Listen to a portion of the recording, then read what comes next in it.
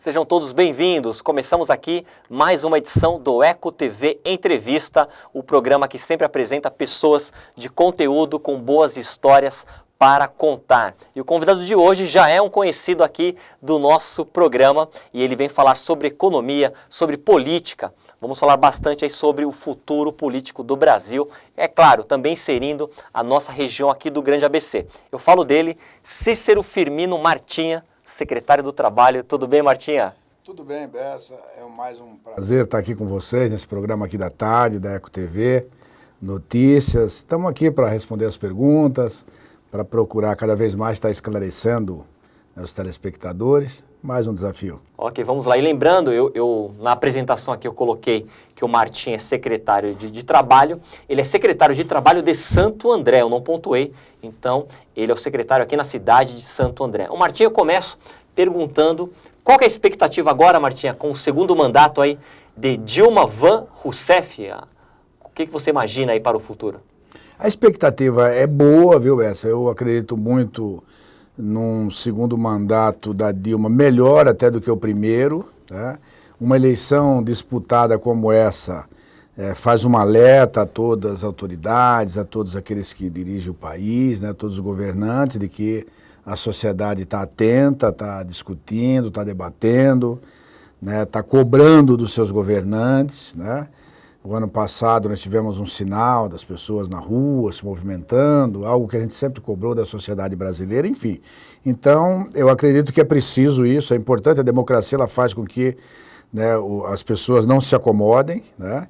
Eu acho que isso é muito importante, eu acredito que abre toda uma reflexão, né? Mas eu acredito muito na disposição da Dilma em todos os momentos, desde os debates até o pós-eleição, pós-vitória dela, né, a firmeza, né, de propósito, de continuar mudando, de continuar aperfeiçoando a democracia do Brasil. Ok. Ô Martinho, você também acredita que a economia ajustar a economia será o primeiro desafio deste segundo mandato da Dilma? Em toda a sociedade, em todo o país, em qualquer tipo de organização social, você ajustar a economia é uma das coisas mais difíceis. Porque ajustar a economia significa você atender mais a alguns, menos a outros, né? Mais ou menos equilibrar para outros, enfim. Então você tem uma sociedade brasileira muito desigual, né? Onde poucos ganham muito e muitos ganham pouco, né? Só por aí você já vê a dificuldade. Você tem 10% da sociedade brasileira que são dono de 70% da riqueza do Brasil. Aí você tem outros 90% que fica com 30% da riqueza. Só para você mexer nessa estrutura, né, nessa pirâmide, você achatar um pouco o bico dessa pirâmide, você desenvolver mais as classes sociais que têm menos recurso, menos condições de vida, que ganham menos, que estão excluídos até das compras.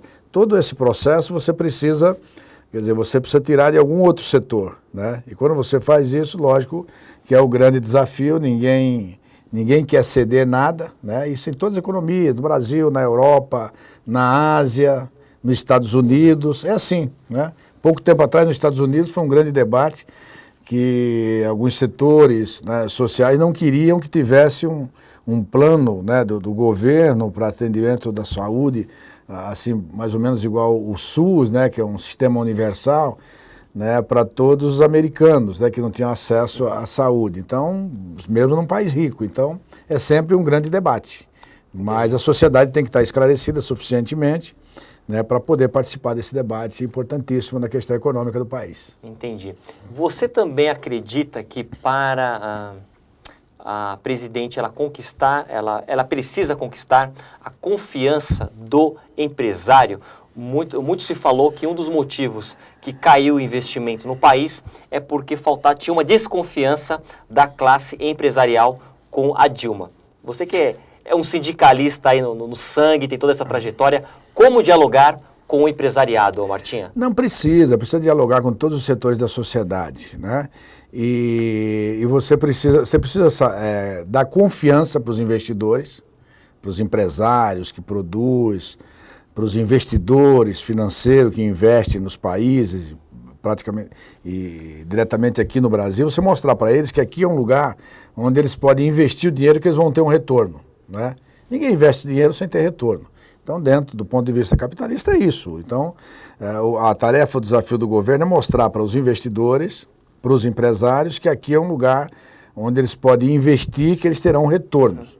Lógico que para isso é preciso respeitar as leis do país, é preciso saber que do outro lado tem a mão de obra, tem os trabalhadores, que tem um país que você precisa investir, mas é preciso que esteja preocupado com a questão ecológica, com a questão do meio ambiente, que é preciso preocupado com as questões sociais. Então, o grande desafio, a grande questão é você dar essa credibilidade para os investidores, para os empresários, né? O Lula, lembro que na época do governo dele, questionaram, os banqueiros estão ganhando muito dinheiro. Ele falou, não, se os banqueiros não estiverem ganhando dinheiro aqui, eles vão investir em outro lugar.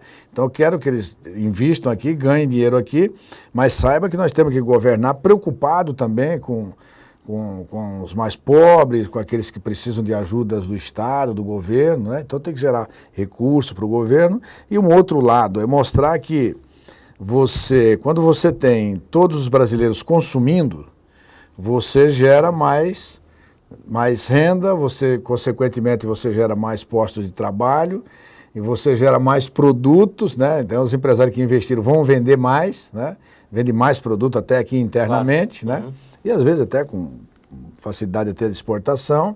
Então, é toda uma roda, né? Quer dizer, que gira, né? Então, não adianta você fazer um Brasil de 200 milhões de brasileiros, fazer um Brasil como se fazia no passado para apenas 30, 40, 50 milhões e você ter mais da metade da população excluída, né, do consumo, né? Então é preciso compor essa questão, essa matemática aí, ela precisa ser bem equacionada, né? E eu acho que isso é um desafio da presidenta Dilma, na sua reeleição, de mostrar claramente, né, esse potencial do Brasil. Em relação a quem será o novo ministro da Fazenda, também é uma questão que já está sendo bastante sondada. Qual a leitura que você faz disso, Martinha? Eu não tenho, assim, na minha cabeça, assim, eu não vejo um nome, né? Mas eu acredito que tem muitas pessoas no Brasil, nessa área, que pode dar essa confiança que eu falei, né?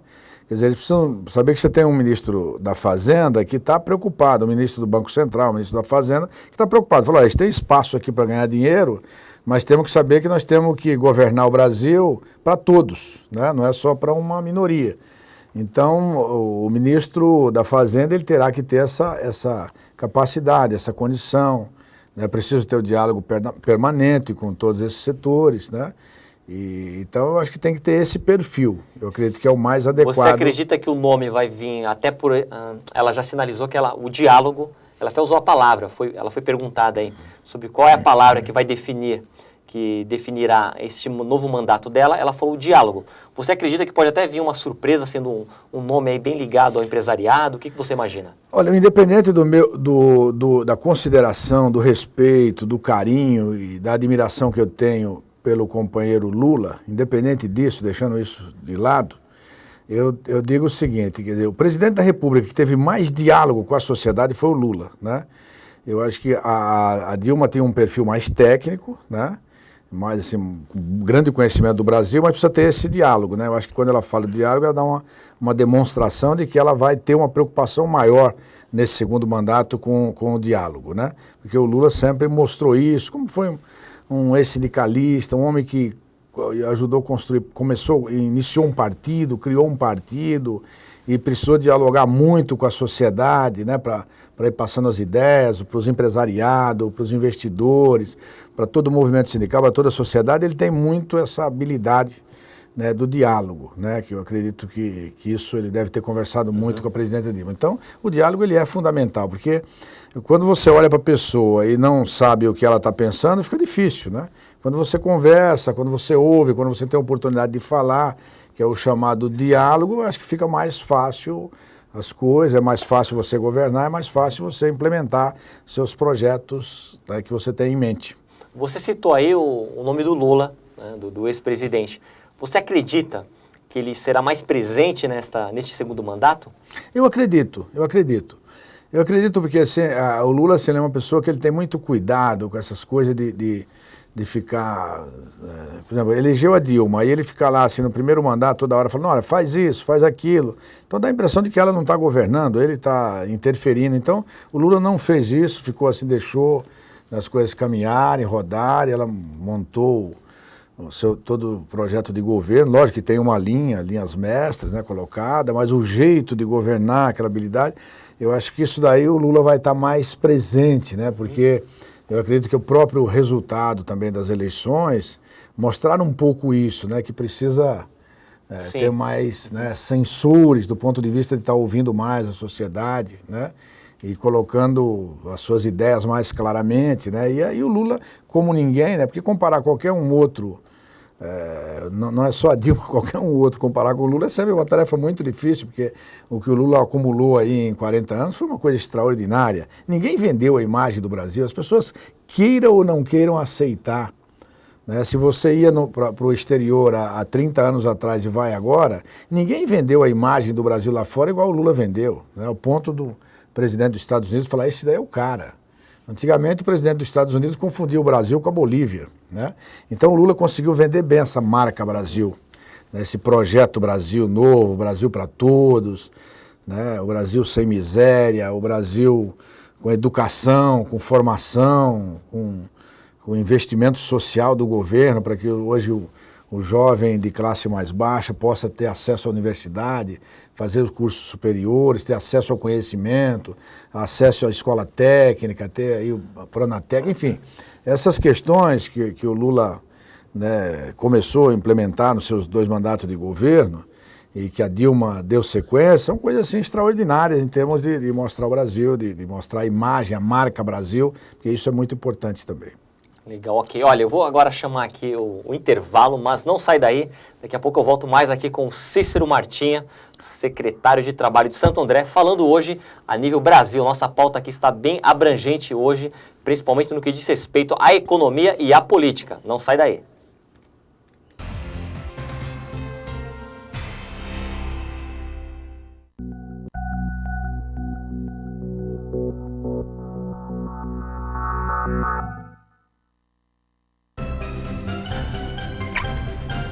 A obesidade infantil é uma questão muito séria. A obesidade aumentou no Brasil e virou uma questão de saúde pública. Que tal trocar as comidas com altas taxas de gordura, açúcar e sal por legumes, frutas e sucos naturais? Pais, façam sua parte. Garantam um futuro saudável para o seu filho. A Proteste sempre defendendo você.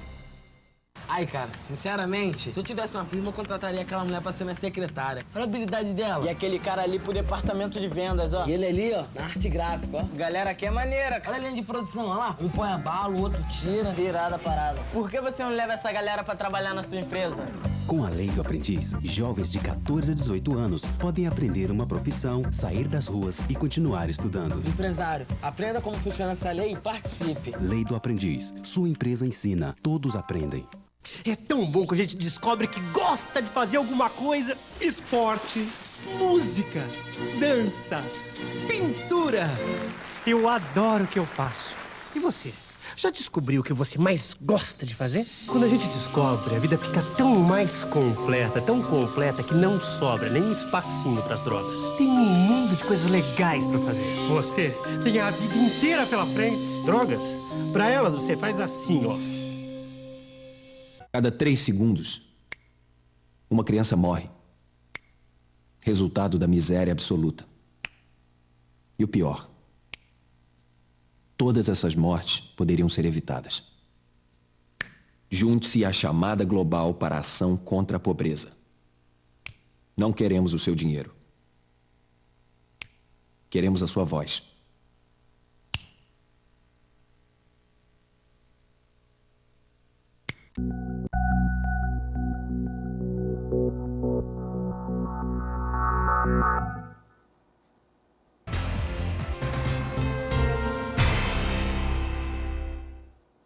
Estou de volta aqui com ele, Cícero Martinha, secretário de Trabalho de Santo André. Hoje está falando especificamente de política. Ô Martinha, deixa eu te fazer uma pergunta. Muitos estão se falando, aliás, ficou uma leitura muito clara que até gerou esta opinião de que o Brasil está dividido, devido a como foi acirrada, principalmente essa disputa da Dilma com Aécio Neves, o Brasil saiu dividido dessas eleições. Você acredita nisso? Você vê dessa maneira? Jamais eu acredito nisso e jamais também eu acredito que o Brasil será um país dividido.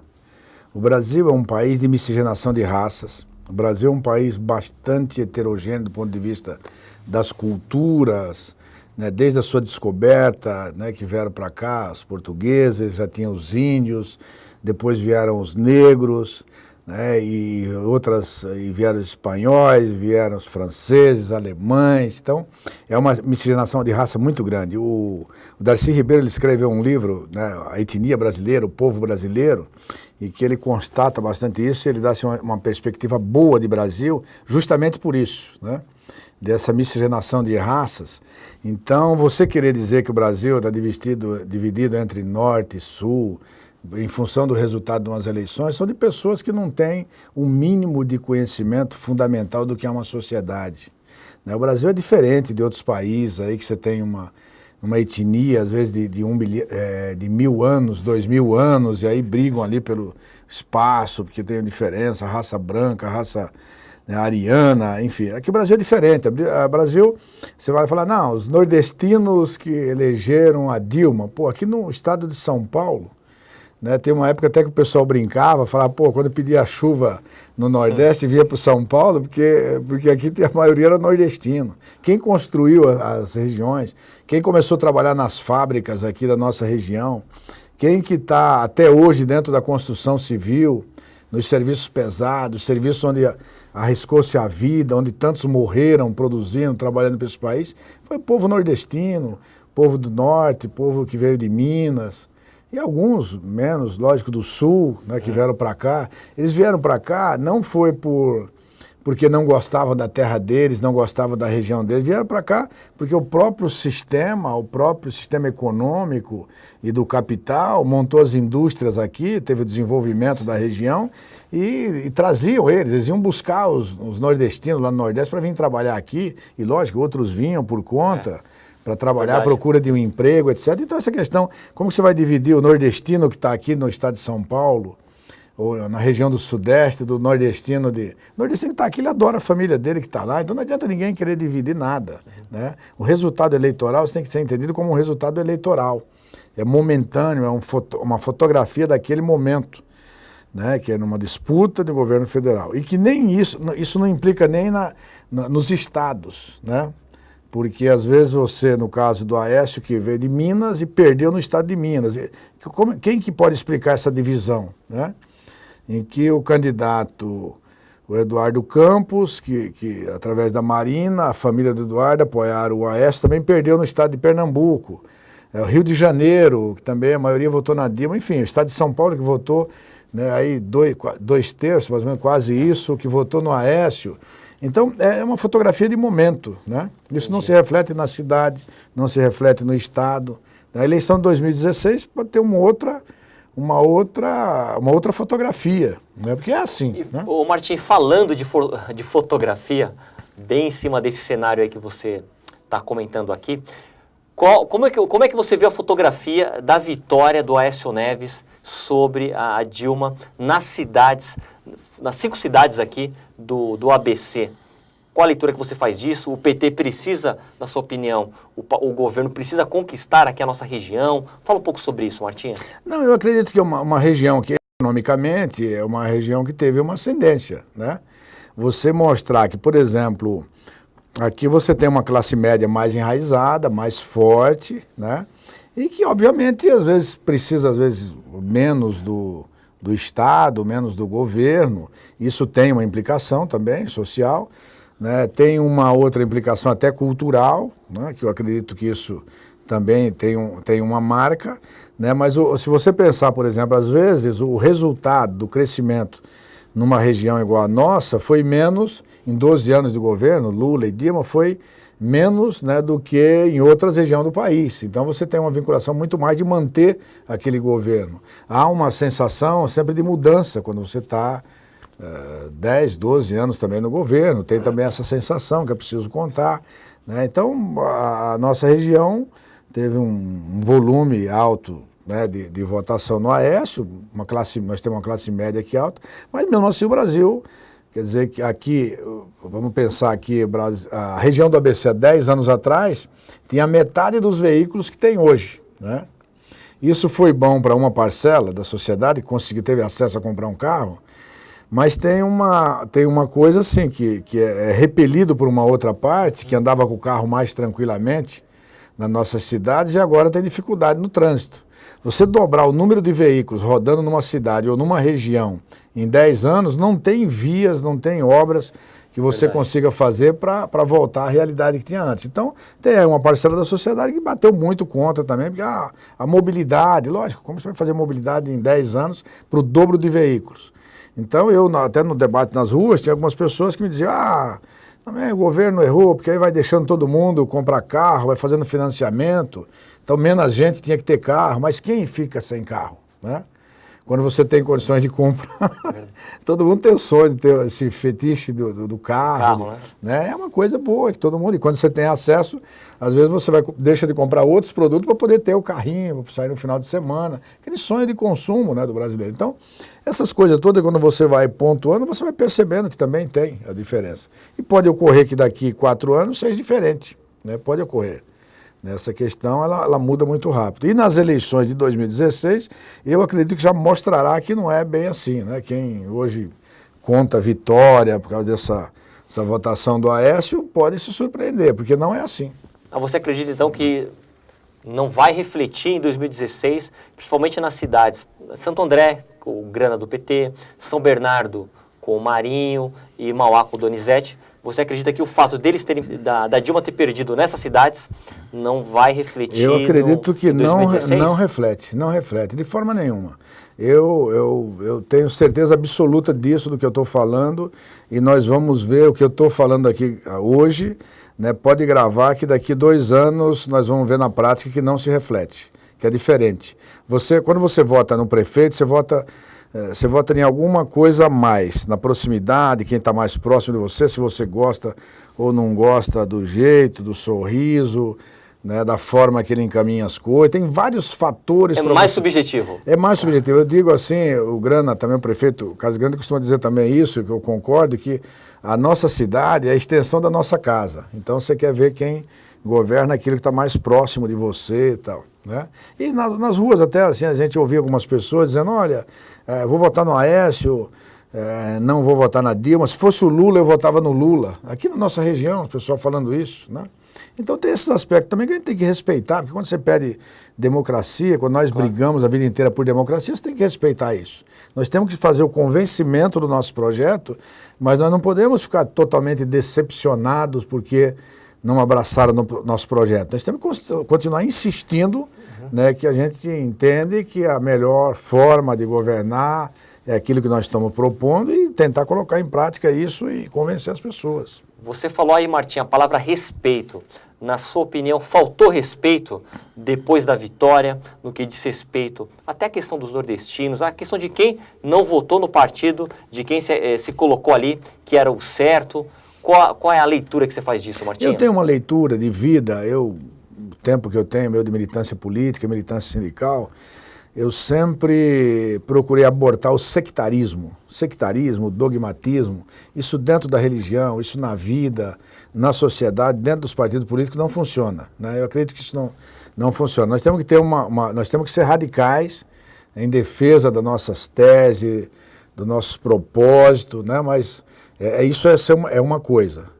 Agora, você ser sectário e dogmático é outra. Então, dentro de todos os setores da sociedade, sendo de qualquer partido, sempre tem as pessoas sectárias e acham que quando perde todo mundo é inimigo, quem votou contra é inimigo. Não é assim. Tem pessoas que votaram contra hoje que poderão votar a favor amanhã e vice-versa, né? Então, a mudança ela é constante, a transformação ela é constante, por isso que existe uma sociedade, existe um mundo, por isso que o ser humano ele é formidável, ele é muito importante por isso, porque ele muda de ideias, né? Ele se convence e é convencido, né? O duro é se fosse todo mundo pensando igual. Não pode ter aquela opinião formada, né, Martinha? De jeito Sobre nenhum, nós tudo, temos como que ser, como disse o Raul Seixas. nosso Raul Seixas, querido Raul Seixas, nós somos uma metamorfose ambulante. Verdade. Tem que estar mudando, tem que estar caminhando. Do que ter aquela visão formada Sim. sobre tudo e Vai sobre mudar, todos, uma hora né? muda, né? E volta, Uma hora né, Martinha? muda, exatamente. Ok, temos 1 minuto, a minha querida produção já sinalizou. Martinha, vamos, 1 minuto, fala um pouco aí o que esperar do futuro da sua Secretaria de Trabalho, como estimular aqui o trabalho na cidade de Santo André, agora até que você já sabe aí a questão federal, que é o governo federal, o que você pode dizer?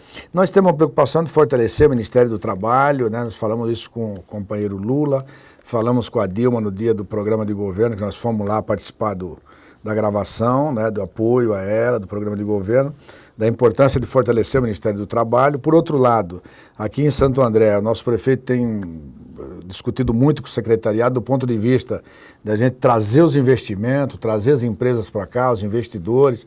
Aqui é uma cidade importante, bem localizada, boa logística, para que eles invistam bastante para gerar emprego aqui para a nossa cidade e, obviamente, para a nossa região.